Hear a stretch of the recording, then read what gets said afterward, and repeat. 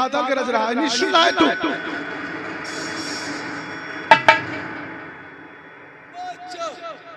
ऊपर देखे चितरेगन बोल रही है। अरे बादल को ऐसे कर जाए। पश्चिम दिशा से देख लो।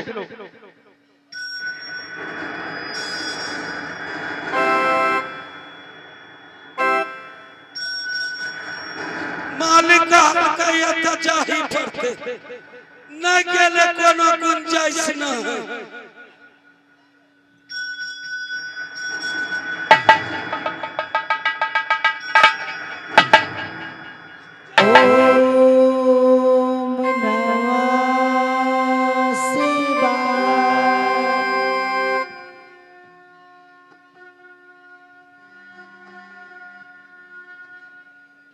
बाप रे बाप, इतना वो टिकली से ये ज्योति आई रहल है त आ पूजा करते करते सूख रहल है। मालिक को जाकर बताते हैं।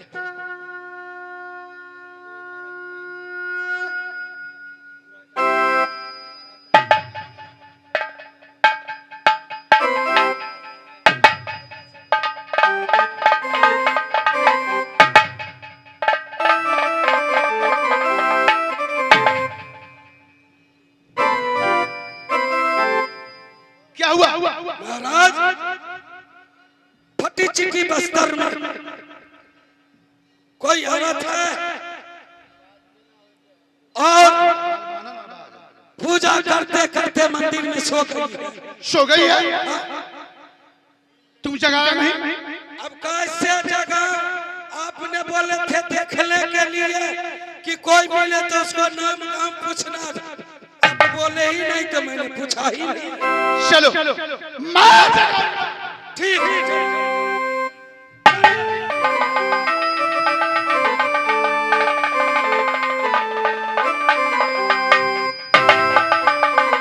अंदर जाइए, अंदर जाइए, अंदर जाइए, अंदर में जाके देखिए।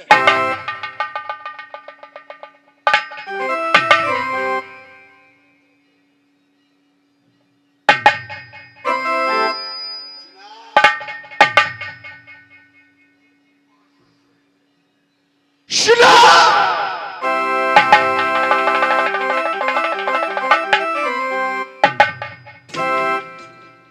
ये जी क्या है तुम्हारा दीदी बारनी है कहमानी जिनका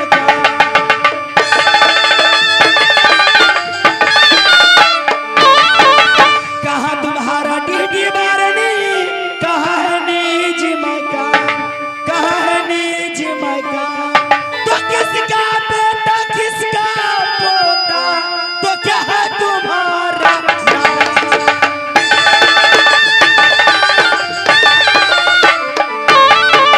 सब सब दो बता अपनी ना पता सब सब दो बता तुम अपनी ना पता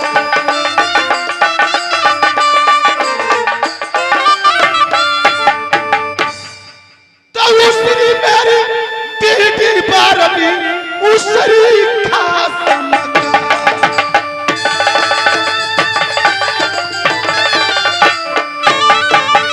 उसरी मेरी दीदी बारी उसरी खास मकान। तो उसरी करा चला ये जी तारा में आना।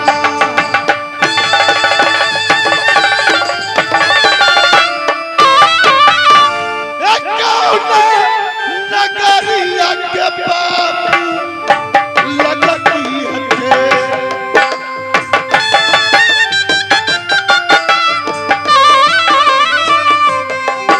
गगी नगर बेटी गगी नगर हर बेटी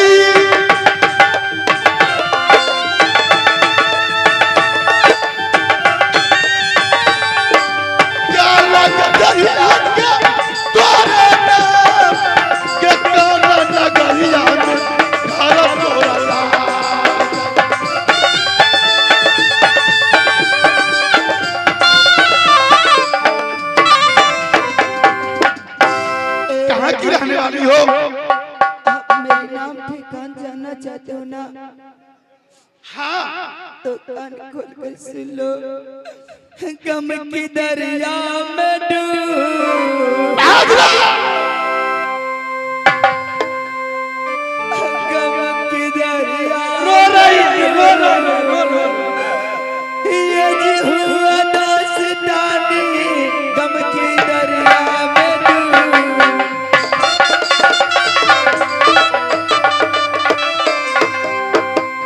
तो गम की दरिया में डूबी हुआ दास्तां, तो गम की दरिया में डूबी ए जी हुआ दास्तां।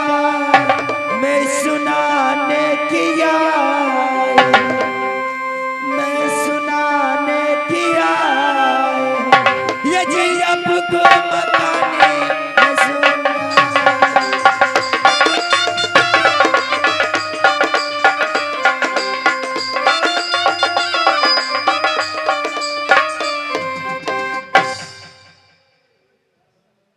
गम की दरिया में डूबी हुई दास्तां मैं राजा सुनाने को आया। तो थी करोड़ क्रिया करती थी आराम ने, तो करोड़ क्रिया करती थी आराम ने। सतवाजी को सत से चढ़ गए लीलाम, क्या कह रही है? सतवाजी को सत से चढ़ गए लीलाम। मारा मारा वहाँ जो, अच्छा मारा मारा वहाँ जो, ये जो बात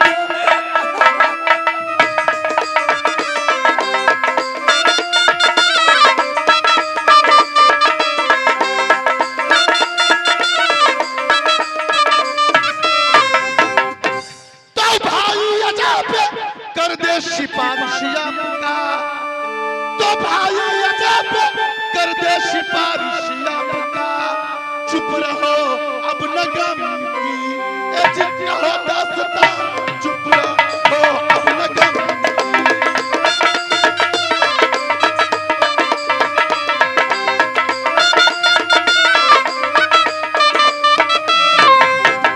चुप रहो अब न गम की।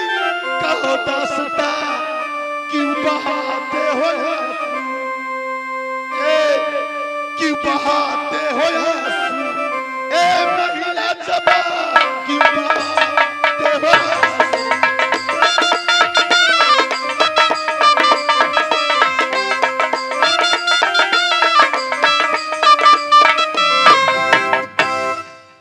अब कहो कि कहाँ की रहने वाली हो? ए राजा जब इतना सिफारिश करते हैं तो आपको साथ आपको भाई भी है ना, हाँ तो मैं साफ साफ में खोल कर बताती हूँ। मैं मोरे को रहने वाली सिंह को बेटी करण मकर धोत लक्ष्मण को बाहर, मैं सती पूरा हूँ। क्या तू शहर मोरंग की राजा महिपाल सिंह की बेटी महाराजा कर्ण जो मेरा दोस्त ठहरा उसी को बहन है? क्या मेरे करण की बहन, मेरे दोस्त की बहन। ए मत राजा, घबराओ। मैं करण सिंह को बहन हूँ। मेरी भैया तो कब नहीं बताए जो मेरी दोस्त है। तुम्हारा भैया नहीं कहा कि किला उसीरी के अंदर एक मेरे दोस्त तारा सिंह। ए, मेरे भाई कर्ण भी छोटा है, तू बड़ा लंबे चारी उसको दोस्त तू कैसे बन सकता है? सुनो, ओ मेरे भाई मेघा का दोस्त है तो मेरा ही दोस्त हुआ ना। अच्छा हाँ सुनो, अब घबराने की कोई बात नहीं। तुमने इस भटकते जंगल के अंदर शिव मंदिर के अंदर कैसे आई? भैया जी जब मेरे सिर पे बेकार विपत पड़ा, मैं दर बदर की ठोकर खाती सी मंदिर को मंदिर में जाकर सो गई। आप आ गए हैं तो आप अपनी नगरी किलाउसरी जाइए, मैं कोई नगरी में चली जाती हूँ। नहीं देखिता भाई के दोस्त भाई ना हो, हम कोई नगरी में चली जाऊंगी, फूला आप जाइए। क्या आप अपने बड़े भाई के साथ नहीं जा सकती है? रो रही है, कान रही है, बिलप रही है, फूला तो मेरा कलेजा तरबूज के जैसे फट रहा है। अब घबराने की कोई बात नहीं है कि जैसे के रिश्ता या शामा चकेबा के चलो ना बहिनिया या शरीरा रिश्ता निभा हम लेंगे तोरे दिया।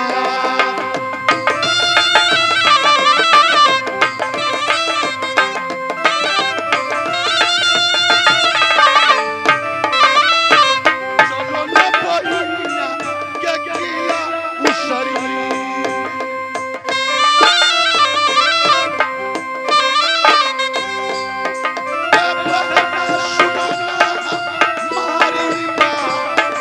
चलो ना बहिनिया के अब उशरी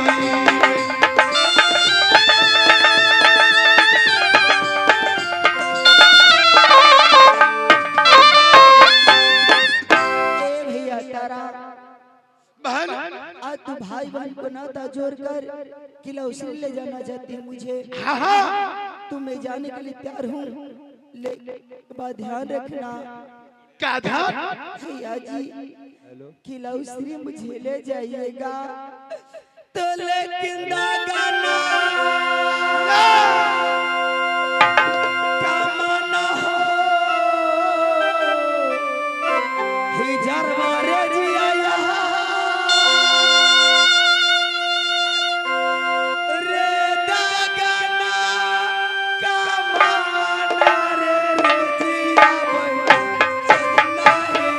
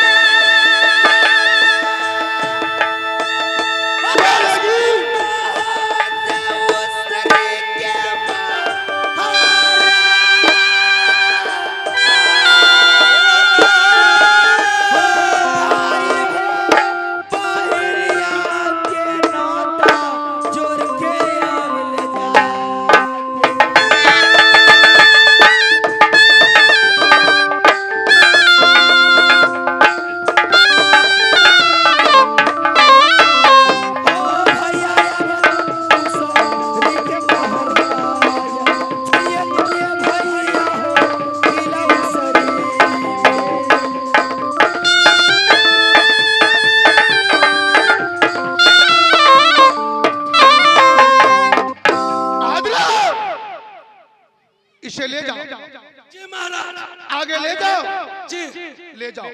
तेल साबुन दे भी नहाए ना, हाँ हाँ सारा बस बतला देना। कपड़ा उपड़ा सब नया दे देना। आय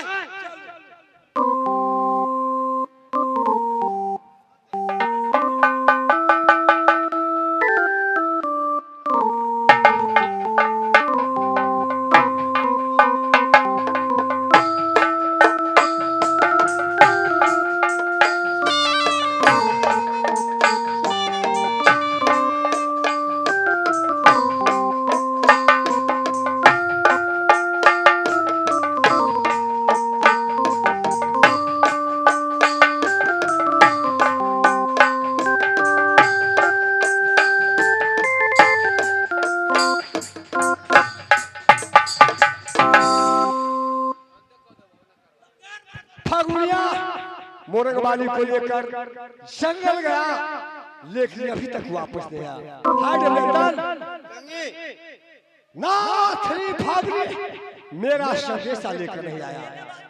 चलो बैठकर इस समय इंतजार करूंगा। रे चलो सहोदर रहा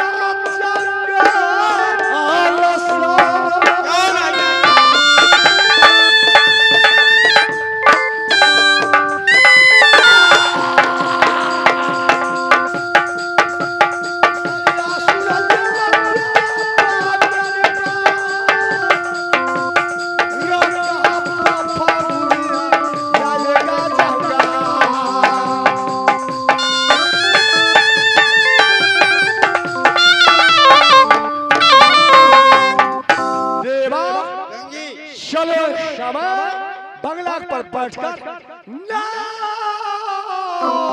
फावड़ी करेंगे।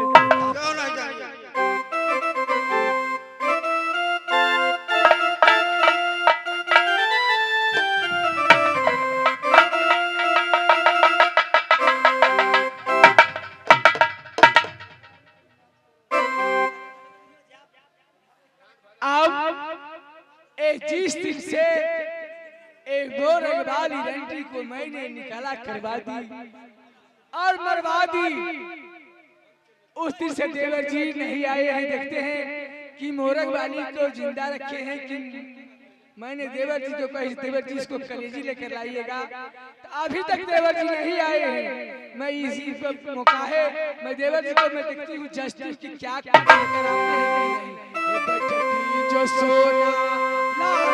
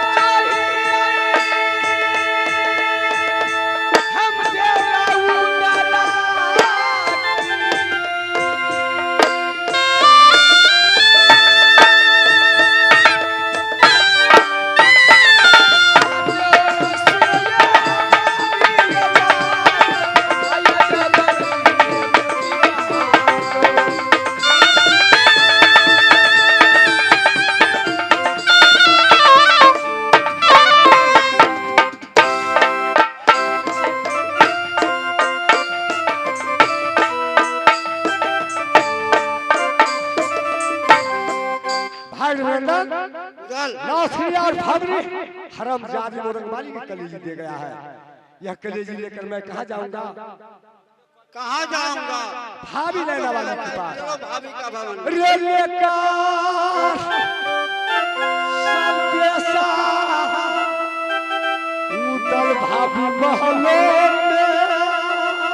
देवा। रेलवे का संदेशा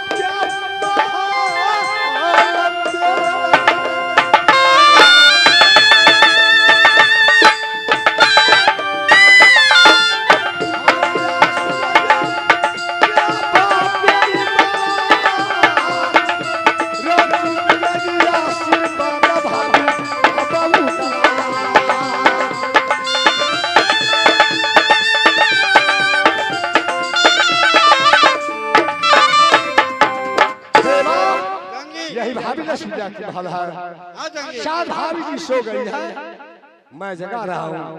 भाभी खोलेगी केवड़िया, भाभी खोलेगी केवड़िया, बजरी केवड़िया, हाँ भाभी खोले